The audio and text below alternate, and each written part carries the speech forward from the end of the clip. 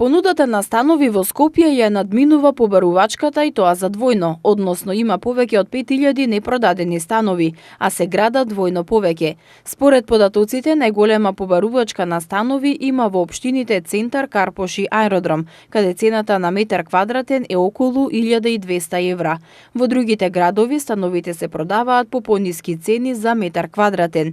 Например, во Крива Паланка можете да купите стан од 500 евра за метар квадратен, додека во Кавадарци цената на становите се движи околу 850 евра за метар квадратен. Според едно истражување за период од 5 години, 7613 граѓани кои претходно живееле во општина надвор од рамките на град Скопје се преселиле во една од 10 општини која припаѓа на градот. При тоа, најголем број или 1483 граѓани се доселиле во општина Аеродром. По нив следуваат 1198 граѓани кои се населиле во општина Карпош, а 1135 во општина Киселавода.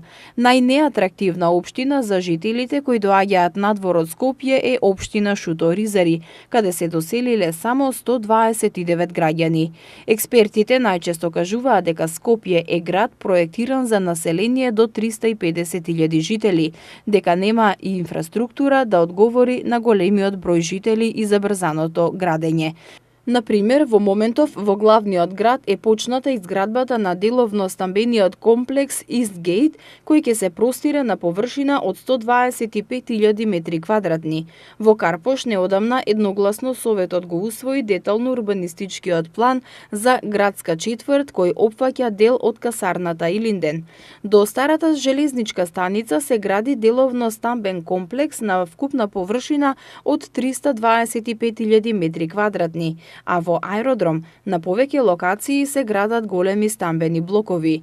Според најавите, во наредниот период се очекува да се зголеми повеќе вредноста на становите во Скопје. Ако се направи споредба во другите држави, веќе е покачена цената, па по квадрат за стан или деловен простор во Софија, Букурешт и Будимпешта пред 10 години чинеше од 800 до 1000 евра, а сега чини од 2500 до 3000 евра.